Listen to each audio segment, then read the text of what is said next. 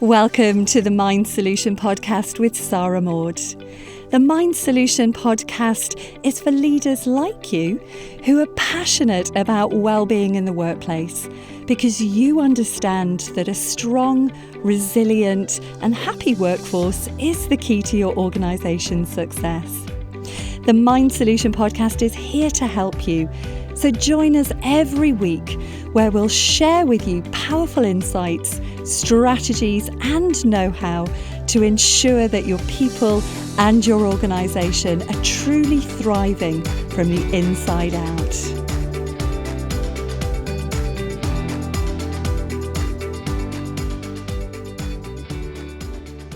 So welcome to another episode of the Mind Solution Podcast, where I am so excited and so thrilled to be joined by Jamie Smart. And Jamie Smart is the Sunday best-selling author of the book Clarity and Results, and is a keynote speaker, the founder of the Clarity Certification Program, and somebody who's been my coach and mentor for the last 12 months. So welcome, Jamie Smart. Oh, thanks for inviting me, Sarah. And it's great to be here. I'm really looking forward to this conversation. Me too. So one of the things that, many of the things that Jamie and I are going to explore in this podcast is to really deep dive and unpick some of the material that's contained within Jamie's book about clarity, and how clarity, from my experience, is really the missing piece of the jigsaw puzzle when it comes to leaders and organizations alike. So maybe a great place to start, Jamie, would actually be to understand for our listeners and anybody watching this, what is clarity? Yeah, well, when I talk about the principles behind clarity, what I'm pointing to is an innate capacity that everyone's born with for a clear mind, for high performance, for well-being and peace of mind, for things like connection and empathy, for leadership, believe it or not. Like, we've all got these qualities, resilience, we've got these qualities built in. And actually, the funny thing is, Sarah, once you kind of start seeing what we're going to be talking about, you start to notice it everywhere. You start to see that, oh yeah, this is what's already going on. So clarity isn't a technique or an approach. It's a process of pointing to something that's already going on in the world, but that we've overlooked until now. And the reason it's so powerful, one of the things I'm passionate about at the moment, well, I'll give you a little bit of backstory. When I first stumbled across the principles behind clarity about 14 years ago, I started having insights. My first insight was, everything you've been looking for outside of you is already there within you. Now, here's the thing. I knew, like from years of study, that ultimately, and all the surveys recognize this, that ultimately it's things like love and connection and connections and the people around you and a feeling of fulfillment and accomplishment that does it for people. But all too often we get caught up in this idea of I'll be happy when I achieve this or that or the other. So I just kind of saw through that, and that immediately started reorganizing my priorities. But then the second thing I realized was that, everyone's got this source of clarity and resilience and well-being and performance already there within them. And then I realized that these are principles. These are principles like gravity's a principle. Now, the cool thing about principles is with a principle, it's already up and running. So you just need to kind of get eyes for it and you start to benefit from it. So anyway, I immediately became passionate about it. It's what I've been doing ever since. It's why I wrote Clarity. It's why I'm about to release the 10th anniversary edition of Clarity, which I'm delighted about. But the funny thing is, since the book was written, it was first released just under 10 years ago, what I was pointing to in it was, look, we live in this world where we're inundated by information through social media and books and articles, all that sort of stuff. We've got tons of information coming in, overwhelmed by it. And it's a time in history where we desperately need access to that mental clarity and well-being that allows us to have an enjoyable experience of life, but also the mental clarity and wisdom that allows us to make good decisions. Because the thing is, the world we're living in today is a digital world, and digital technology accelerates at an exponential rate, but our habitual patterns of thinking are designed for a linear world. So, simple test everyone listening can do. If you imagine taking 30 linear steps, how far will that get you? Look around and get you across the street or across the room or whatever. But 30 exponential steps where they double each time, that'll get you to the moon. And digital technology that is giving us so many benefits is also accelerating at an exponential rate. So we need access to this clarity of thought to allow us to make the decisions that are going to make a difference to us. And I loved what you said there about how everything that we're looking for is already within us. And particularly thinking about resilience, thinking about well-being, because from the organizations that I speak to, that I work with, there are more often than not, in fact, most of the time they all are, looking outside of themselves for how do we create a resilient workforce? How do we create well-being in the workforce? How do we make our leaders more resilient or more empathetic or more great leaders? And when I came to this understanding, I thought, oh, we don't need to do anything. We just need to point them, as you said, in the right direction. And I'd love you to just give your thoughts about that. Yeah, well, let's start with the leaders and then work our way through the organization, because I guess it's pretty well recognized by now that most organizations are kind of a hologram of the leader, if you like. The leadership is reflected in every aspect of the organization, for better or for worse. There's a Japanese saying that the fish rots from the head down, and so let's start with the leaders. My assertion is, it's funny, if you go on Amazon and type in leadership, you'll get, 100,000, 200,000 leadership books coming up.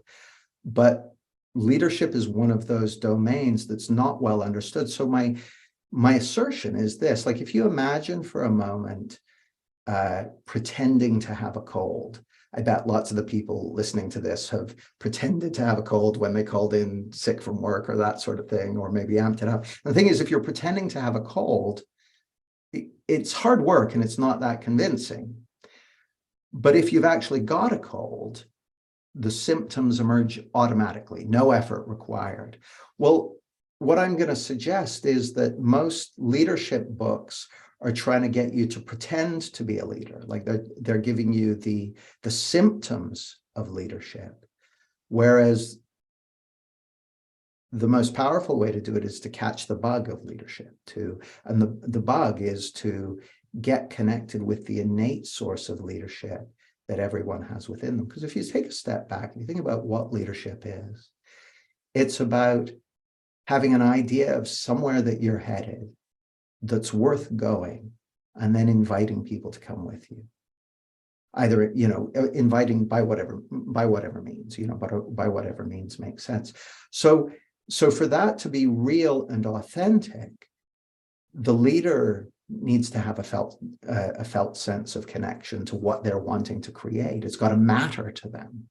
All too often, if we look at a lot of, particularly a lot of blue chips, actually, oftentimes the primary motive factor seems to be massive bonuses and that sort of thing. Well, it's hard to get everyone else on board with that.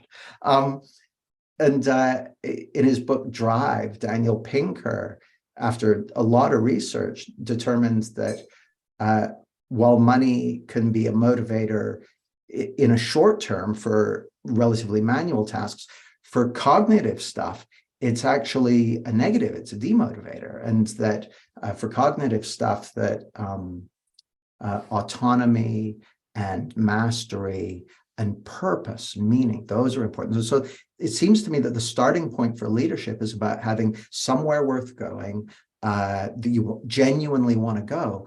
And that's what defines purpose. And then you need to engage other people in this. Now, here's another really interesting piece that relates to it.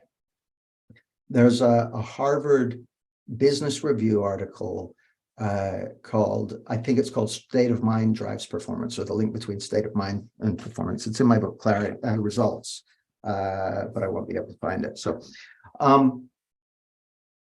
the researchers, Callie, Hirschberg, and Petty, they interviewed leaders, senior executives in like 750 companies globally. And they asked them a simple question. They gave them a list of like 17 states of mind, ranging from like bliss and euphoria to abject despair and that sort of thing. So they got these 17 things, and they just got them to rate where they spent most of their day, where they were spending their time, and which of those states of mind were correlated with performance, high performance, and which were correlated with low performance. What they discovered was that high performance was correlated with the states of mind of calm, happy, and energized. So they said there's a direct correlation between people being calm, and between leaders being calm, happy, and energized, and high performance.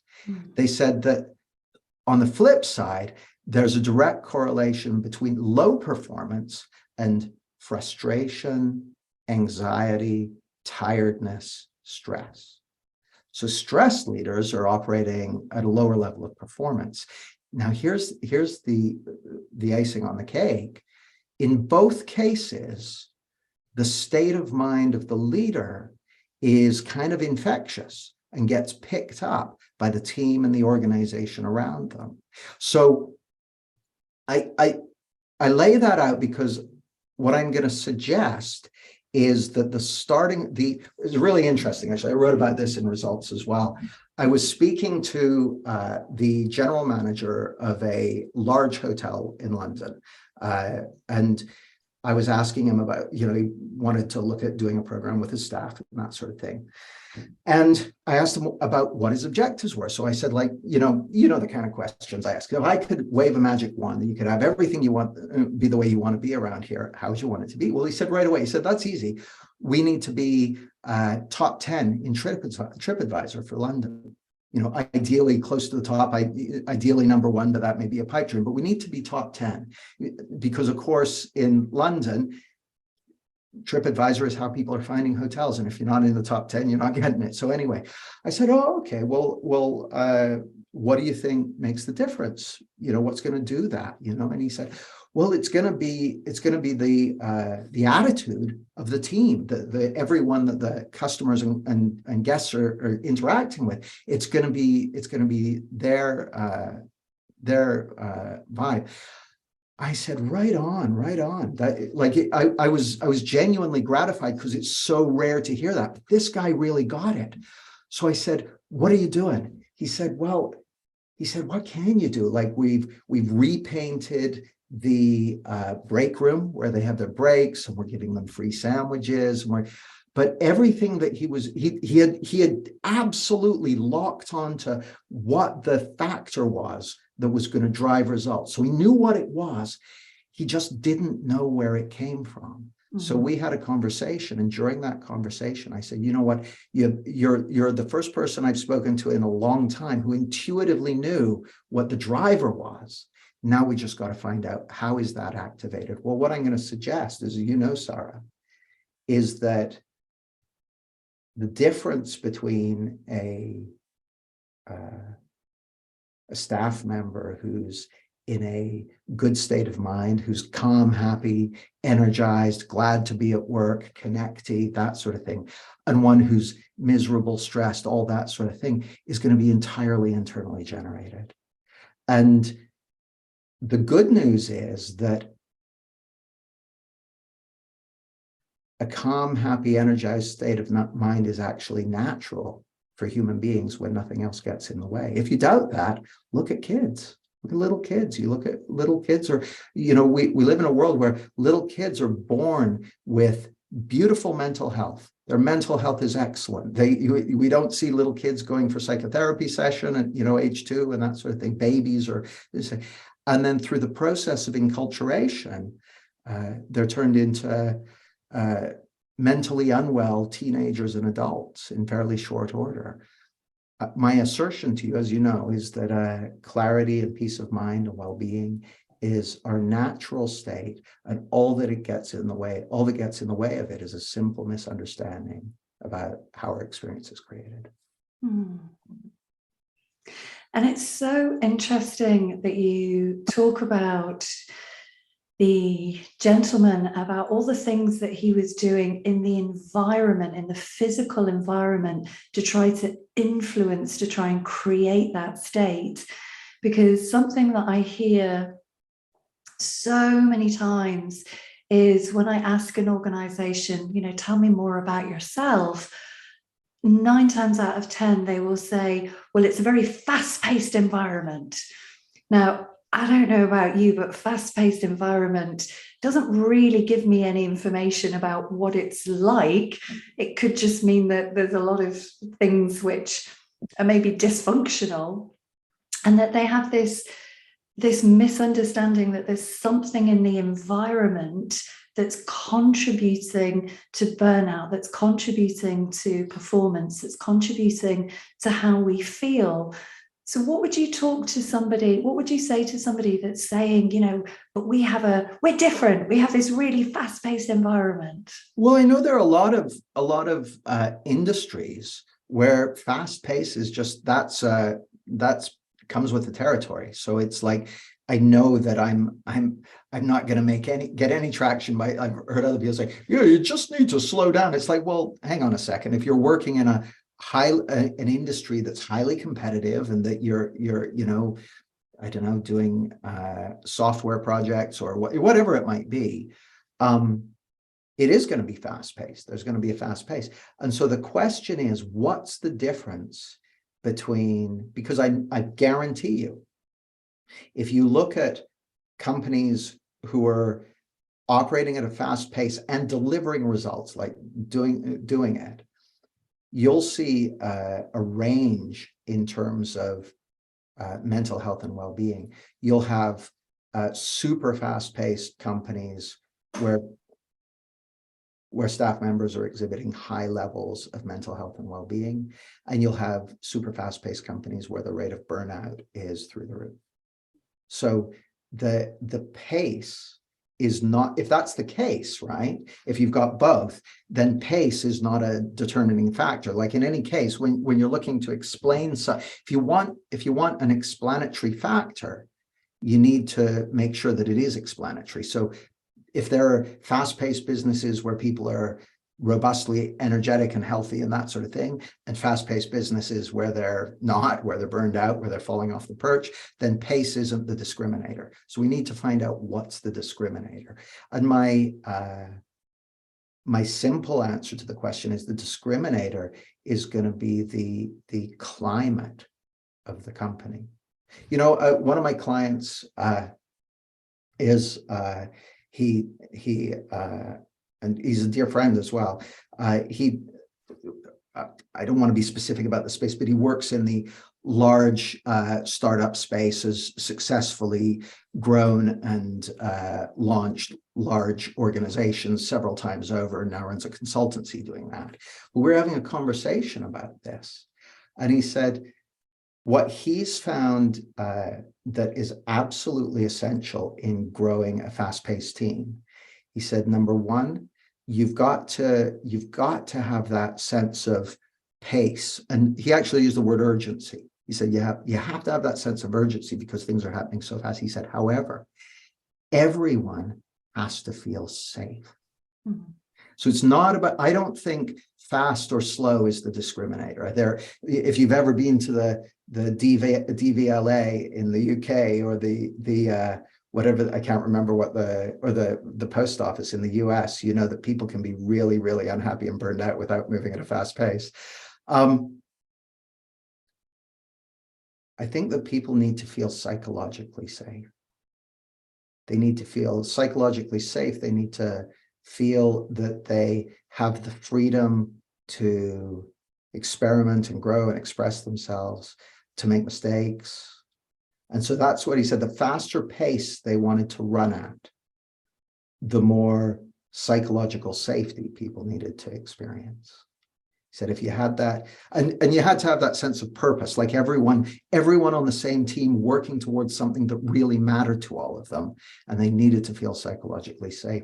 I think there may be something in there about a feeling of belonging and belonging to something worth belonging to, but all these feelies like, belonging and safe and that sort of thing, where does that come from? Well, that comes from within, that comes from within. And I'm not to say there aren't things that companies and leaders can do to enculture that, to encourage that. There absolutely are. And my assertion is, as you know, the number one, the fast track to experiencing a greater sense of safety, security, well-being, peace of mind, resilience, all of that stuff for yourself is to get a deeper understanding of the principles behind clarity. I have found no quicker way to do it. And to give some context, for the 10 years before I stumbled across the principles behind clarity, I was exploring everything I could find to do that work, because I was working as an executive coach. I was doing change work with people and all that sort of stuff, trainer.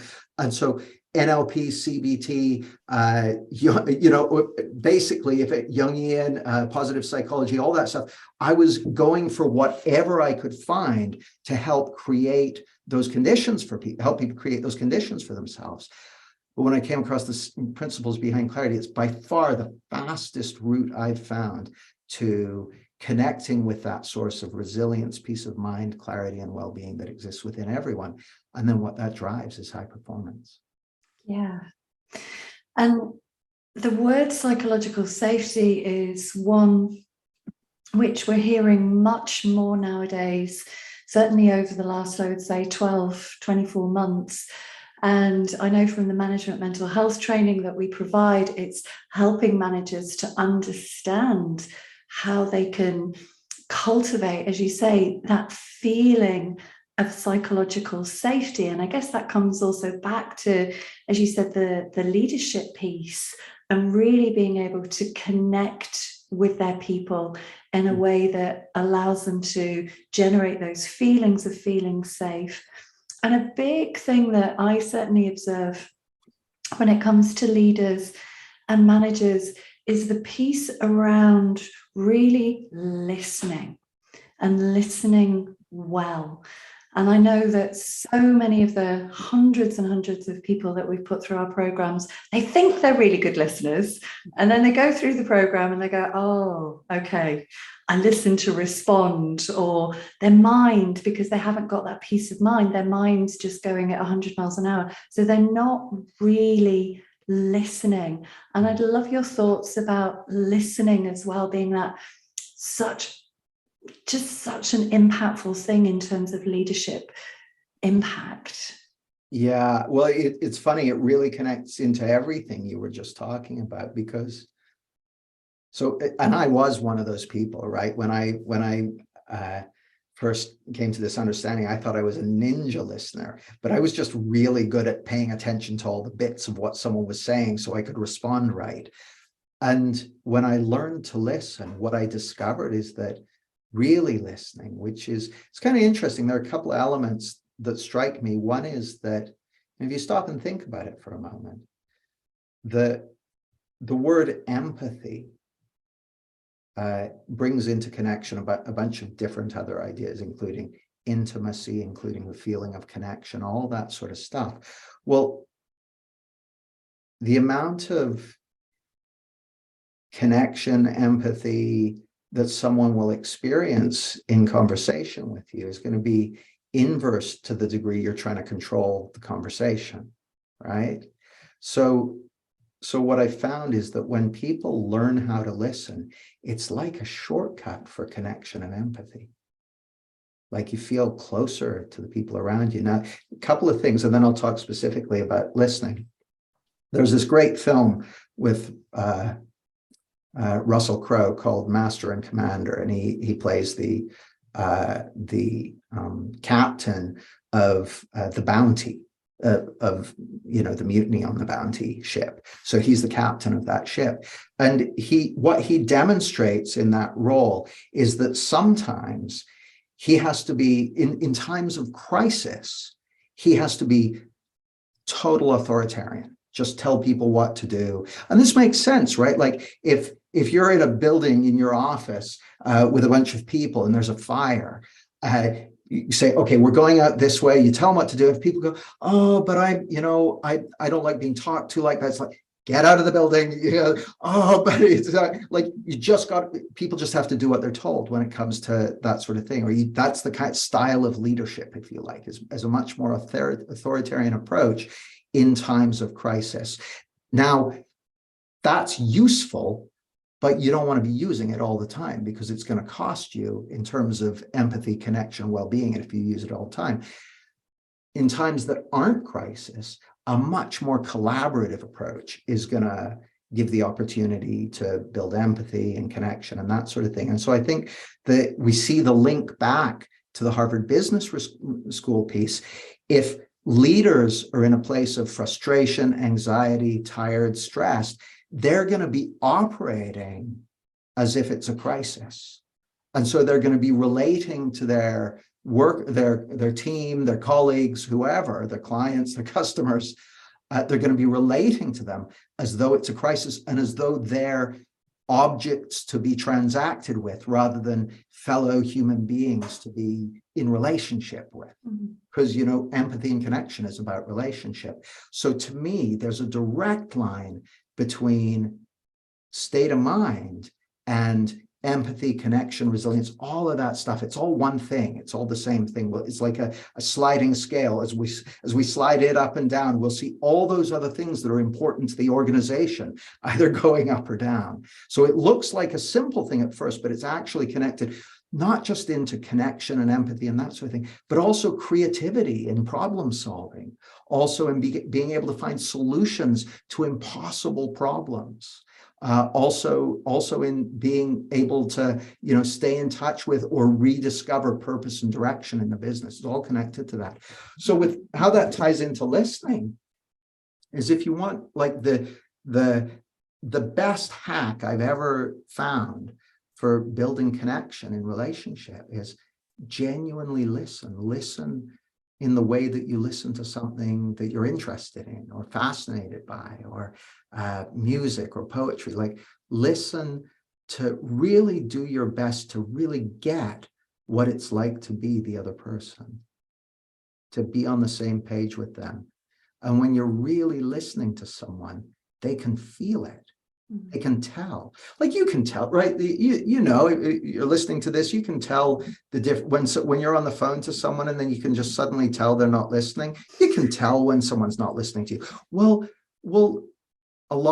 it's funny, in my work, a lot of times just listening to someone has them go, oh my God, this is amazing. I want to work with you. Just because they haven't had anyone actually listen to them in weeks or months or years. So it's the simplest free hack, so to speak, for just getting into connection and really getting what other people want. And the interesting side effect is it brings with it a kind of natural credibility and authority. When you genuinely listen to people, they're going to trust you more.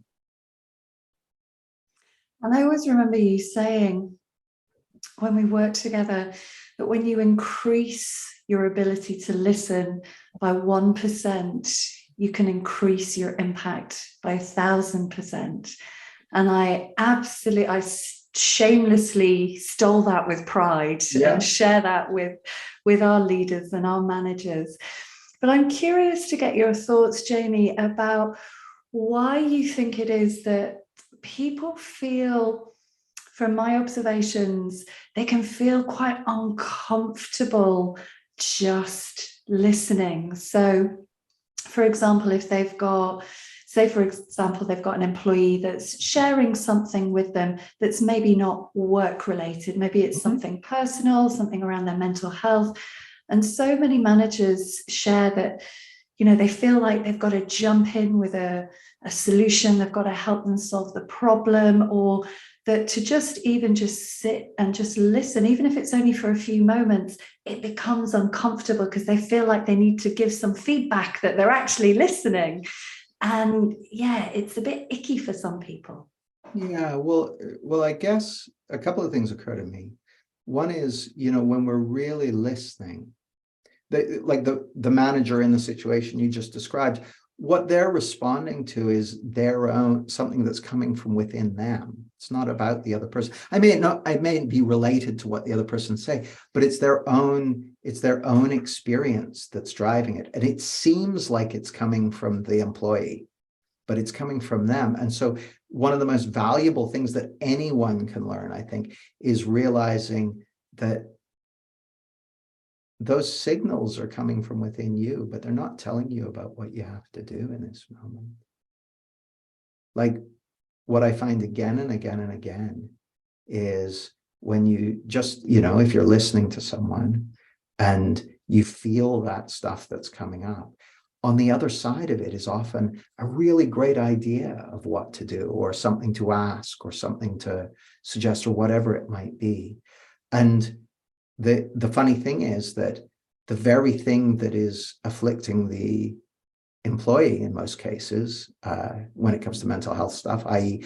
being kind of at the mercy of their own thinking, is the same thing that's afflicting the manager who's uncomfortable. And I'll tell you a story that's sort of tangentially related. So I'm working with this client once, and he described himself as being an overthinker. And his situation was he spent every day with a ball of anxiety in his stomach, and it was affecting his work and his relationships and that sort of thing. So his boss sent him to me. And so I'm having a chat with him, and he said, yeah, I know I'm overthinking, and I know I shouldn't be doing it, but I just don't seem to be able to stop myself. So I go to him, I said, oh no, you should be doing it. He's like, what? I said, oh yeah, you're doing that. You've been doing that because it made sense to you to do it. He said, I don't understand. He said, well, I said, well, it's a fight or flight response. This guy spent all day, every day in fight or flight, and which is not good for you, as the science shows. Where the strange thing is, as human beings, we're built to be able to go into fight or flight once or twice every 24 to 48 hours with no negative effect at all. So if you stop and think about it for a moment, Sarah, for the average bunny rabbit on your local common, daily life is like the Vietnam War, right? Like they're getting dive bombed by hawks and chased by dogs and all that sort of thing. So those rabbits have to run for their lives a couple of times a day. And yet they spend most of their time eating carrots and having sex. So they're pretty chilled out. They're not going to therapy. They have pretty good mental health, right? Despite going into extreme life or death stress a couple of times a day. Us who are working in the corporate world and that sort of thing, we're tending to have no threats to our life at all, yet spending all our time in stress, or a lot of our time in stress, due to a simple understanding of how our experience is created. So I said to this guy, have you ever had that thing where you're walking through your house at night and the lights are off and you see something and it looks like an intruder, and then you realize it's a pile of coats or a hat on the back of the door or something? He said, oh yeah, he said that happened to me literally just a few days ago. I was sitting in my office and I got at home and I got a glimpse of something out of the corner of my eye. And I thought it was an intruder, but it was just an ironing board. I said, okay, what happened when you thought it was an intruder? He said, oh, total like heart beating, adrenaline flooding my system, all that sort of stuff. I said, right. That made sense. That's the right thing to do if there's an intruder. That makes sense. I said, what happened when you realized it was an ironing board? He goes, oh, relief. I said, now, That's totally normal for realizing that there's no intruder and it's an ironing board. I said, how did you go from being in fight or flight to being in relief? He said, oh, well, I didn't do it. I just realized it's an ironing board. I said, bingo, that's it. The moment you realize that what you thought was an external threat is actually just a mind-made ironing board, boom, you're back in reality. You're back in reality. And my assertion, which is a bold one, is that, well, it's kind of interesting. I came across something the other day, which I thought was very fascinating. I wasn't planning to read it to you, but let me see if I can find it real quick. It's kind of long, so I won't read the whole thing. In fact, it's now I realize it's too long to read. But this guy works for the American military, and he made the point that we've evolved. Like, if you stop and think about it, we've evolved over millions of years to be here having this conversation today. And everyone listening to this has evolved from a long line of creatures who survived until breeding age, had sex at least once, and passed on their genetic material to the next generation over and over again for hundreds of thousands of times in an uninterrupted line, in the most road-tested product development process of all time to bring you to today. And on an inhospitable planet, right? So we're built for reality. We're built for this world. We're built for a world of running and jumping and, throwing things and all that sort of stuff. We're built for reality. And yet, much of what we do isn't in the physical world. It's in a symbolic world. So, for example, someone who's sitting looking at their phone for 5 minutes, a dog or a cat would look at them and go, what are they doing? Because there's nothing happening, right? But there's a lot happening symbolically. There's a lot happening in their heads, and there might be stuff happening in their heads that's way more important to them than what's happening in the real world. But the fact is, our mental health, our well-being, our resilience all lives in the, it's an aspect of our presence here in the world. So it seems to me that I've forgotten your question. I went on there, but we're built for reality. We're built for reality, and the source of mental health and well-being is something every human being carries within them. And it's the most natural thing in the world when our thought-generated objects, ideas, thinking about the future, thinking about the past, thinking about, it's funny, I was doing a live coaching demonstration. It's one of the ways I work with, teams and coaches and that sort of thing, doing a live coaching demonstration. And this person had a TED talk coming up in 3 weeks, and they were freaking out about it. So I'm chatting to her. I said, well, where does it seem to you like that experience of freak out is coming from? She said, well, it's coming from the TED talk that I'm doing in 3 weeks. I said, okay, now, can you explain to me how the freak out's getting from 3 weeks in the future back through time to where you are now? She's like, what do you mean? I said, well, it might be canceled. This is an internally generated experience. It's not a response to something actually in the environment. Like, our bodies and minds have evolved for a world that is, we're really good at responding to and avoiding threats and stuff in the physical environment. But we've got these amazing prefrontal cortexes, which means we can create imaginary worlds. And it's the imaginary worlds that's causing people suffering. Not because there's anything wrong with imaginary worlds, but because people don't realize that they're imaginary. Yeah. I've forgotten the question too. Well, I did the question. I was saying the thing about the guy in the ironing board. And yes. Yeah. And actually what I love about this, so at the moment I'm working with an organization in Wisconsin, the Department of Corrections, who are a wonderful organization to work with, and they've invested in a 12-month webinar program. So over each month, I'm introducing them more and more to the principles behind clarity.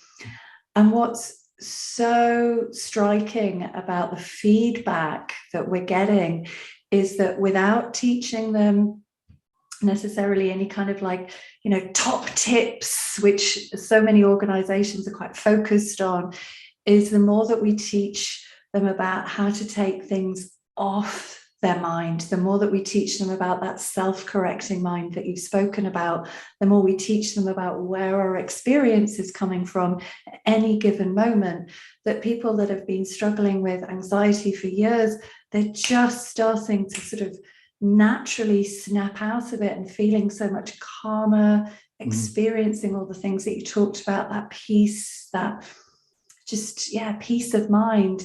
And I remember something that you said once or twice about this subtractive psychology.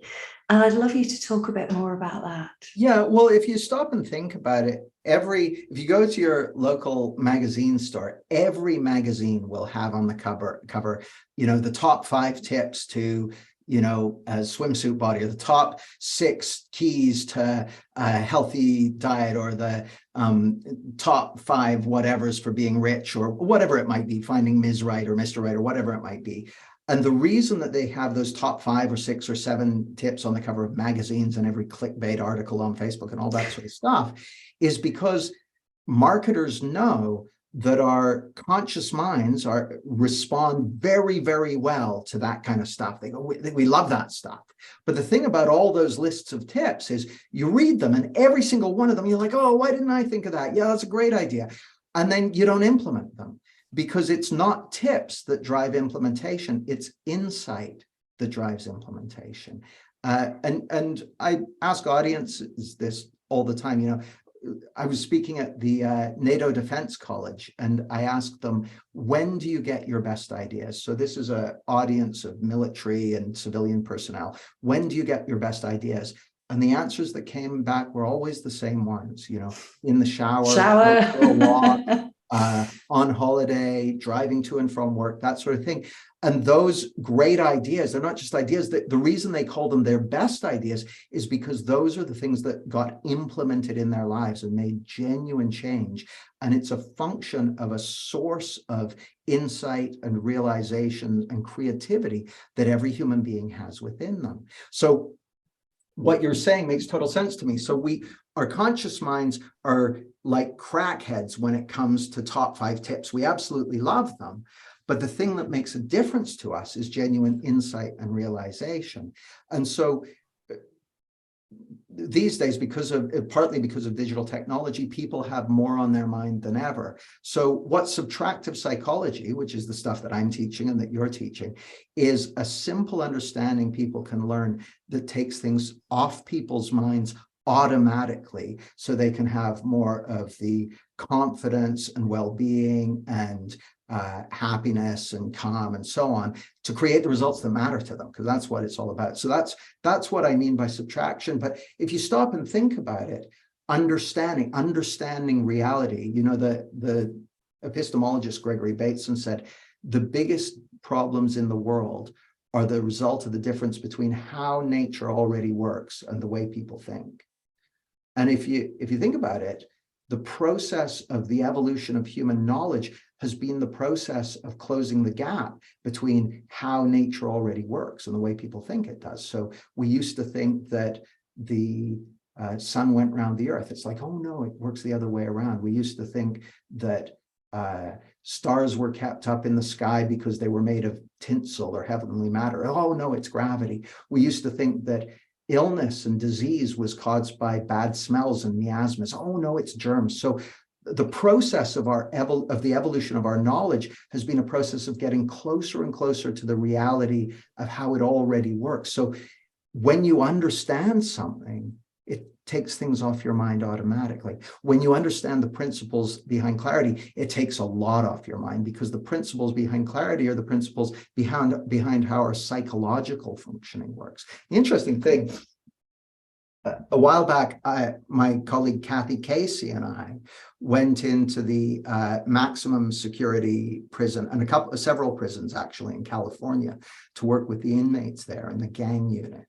And it was just amazing to me, because these are guys who had been locked up. Some of them were never getting out and that sort of thing. But every single one of them was able to get into this understanding, and what they found. I was a guest on Kathy's program. Kathy had been running this program for a while in the gang unit. They found that the rates of violence dropped significantly, just as a result of people having access to that well-being that's already there within them. So it's there in everyone, and that, to me, that seems incredibly hopeful for every organization, and also for us as a civilization. You know, we, on the one hand, we have this amazing digital technology that's making all kinds of things possible. On the other hand, we have all sorts of challenges and frailties in the system and that sort of thing, which are creating big problems that need solving. And so we both need our well-being, our calm, happy, energized, available to us, and we need that source of wisdom and creativity and realization, so we can solve the challenges that the digital age is bringing our way. I'm just wondering, for some people that are watching this video or they're listening, they might be thinking, oh, Jamie's just talking about self-awareness and emotional intelligence. And so I'd love you to explain the difference between what's seen as self-awareness and emotional intelligence and the principles behind clarity. Well, sure. I mean, there are a couple of things. Like if someone said to me, oh, what you're saying is self-awareness and emotional intelligence, I'd probably go, oh, what did you hear that made you think that? Because what it tells me is that they've heard see, when people are listening to something, it's the most natural thing in the world is we try to connect it with something we already know. So when I was first introduced to the principles, that's what I did. And I was kind of like, oh yeah, I already know this. They're basically talking about this, because I didn't have an appreciation for what a principle is in the sense that we're talking about it. So there's principles like, the principles of how to have a tidy room, make your bed first thing in the morning and this, that. That's how we tend to think about principles. But the principles we're talking about are pre-existing facts about how the world works. Now, in history, the discovery of a principle behind something is a momentous event. So in the 1600s, Newton discovered the principle of gravity. And that was and the laws of thermodynamics. They were already in existence. They were already up and running, but he was able to discover and explain and describe them mathematically in a way that helped spawn the Industrial Revolution. So that's a huge momentous thing for society. Same with Lavoisier and chemical elements. He smashed it out of the park. Same with Semmelweis and germs, and then that got driven on by Kuhn and the other guy, Pasteur. But if you think about it, like the combination of the Industrial Revolution and the germ revolution improved the standard of living on the planet by an average of tenfold. That's a huge thing. Now, I have great respect for the folks who have done a lot of work in the field of positive psychology and emotional intelligence and that sort of thing, and my hat's off to them. But none of those is a descriptive model. The nature of principles, it's descriptive. It's just saying, this is how it already works. And when you have a descriptive model, psychology, as you know, is currently a pre-principles field. The field of psychology, the reason it's called a soft science is because it doesn't yet have the foundational principles that underpin the field haven't yet been widely, discovered and widely accepted. That's a stage that every field goes through. That's like physics before Newton, like cosmology before Galileo. What I'm suggesting is that these are principles. And so the cool thing about it is, if you get an insight into the principles behind clarity, it does stuff for you automatically. So I received just one example off the top of my head. I received an email from someone saying, "Hey, Jamie, I read your book. I know it probably wasn't meant to do this, but I'm a veteran, a war veteran. I've had PTSD for 10 years. I've had all kinds of therapy for it. None of it worked. And I read your book and now I'm mentally healthy and I don't need to go to therapy anymore." Now, I did a follow-up with her for the new edition of the book. So I included her story at the end of the book. And it's like 10 years later and she's doing great. So that was not through applying a bunch of stuff. It was through realizing something that was already true. Just like the guy who realized that the intruder in his house was actually an ironing board. What I'm going to suggest is that realizing the nature of thought, the nature of how our experience is created and who we really are, you realize that. And as you realize it more and more deeply, you automatically tap into a greater source of well-being, peace of mind, authenticity, presence, clarity, connection, performance, empathy, creativity. All of that stuff is built in for human beings. Basically, this is a shortcut way of describing it. All of that stuff is available for human beings when they're not somewhere on the scale of fight or flight. And I know for me personally, when I came to this understanding of the principles, my mind it was like a radio dial. It just went from kind of loud FM right down to quiet FM. And it was quite interesting because I'd be walking along the seafront. I'd be like, there's just literally nothing on my mind. So just as we begin to wrap this up, Jamie, as you know, we're beginning to work with organizations to take clarity and results into organizations through a leadership coaching, group coaching program. And I'd love you to just share any examples of leadership teams where you've seen the impact on the leaders, on the organizations, on the workforce, sales, from gaining this understanding of the principles behind clarity. Well, one that comes to mind right away. I was working with a sales team, and the European leader of sales and his team of sales writers, and we were looking in this direction, and they credited this with, I don't know, like a 50% increase in sales turnover, just because the primary headline was that they'd learned how to listen, but the deeper headline was that they were more in touch with who they really were, more able to connect with their clients, more able to notice the things that mattered and that sort of thing. So that's one example. But another example is during the lockdown with the pandemic and stuff, I had someone approach me who's a leader of an organization, saying they'd been struggling because of the lockdown. And in passing, they said, but I guess that's the same for everyone because that's what it's like. I said, well, no, actually, a lot of the people I know who know the principles are doing fine in lockdown. I said, and I'm doing fine. In fact, for us, that 2020 was a record year because it was a time when people really saw how important mental health and well-being is. But I was benefited by the fact that I was able to see that state of affairs didn't need to mean a negative impact on business. So it was lucky in that respect. So I ended up working with that team, and they've not only been able to keep a positive outlook through the pandemic, but it's allowed them to really make progress with their plans and the things they're doing, and shape the business into the way they want it to be. A couple of other examples. One of my clients, Ian, I wrote about him in Results, so I can reference him specifically.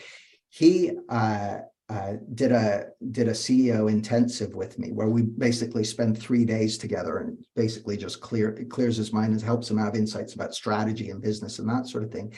In his business, I think I don't know if I can remember. It was about 50% increase from massive increase in turnover and profitability, but also in team culture and vibe. It was just a game changer. Also, the specialist works is one that's I like referencing the ones in results because I know I can name names. The specialist works as a business, again, not only saw an increase in turnover, but ended up starting a charity and coming up with ideas to bring in more business and all that sort of stuff. So one of the things I really like about it is just the increase in humanity that shows up in the terms of creativity and connection and well-being and all that sort of stuff. It's really, really heartening. Absolutely. Well, thank you so much for your time, Jamie. It's been a wonderful, as always, a wonderful and insightful conversation. And I can't wait to get my hands on the 10th edition of Clarity. When does that come out? The release date is late January. Late January. Okay, I'll pop it on my Santa Claus list. 2 months to go. And if you're listening to this and there's anything about what Jamie and I have talked about that's really resonated with you, either as an individual or as an organisation, then do get in touch with us at info@themindsolution.com, and we can talk about the Clarity and Results programme that we're currently running for organisations and business leaders. But thank you once again, Jamie. And yeah, I could be in this space with you all day, but I get to spend this weekend with you in this space. So I'm really looking forward to that. Yeah, me too, Sarah. Okay, have a wonderful day, everybody, and we will look forward to joining you again soon. Bye-bye for now. Bye.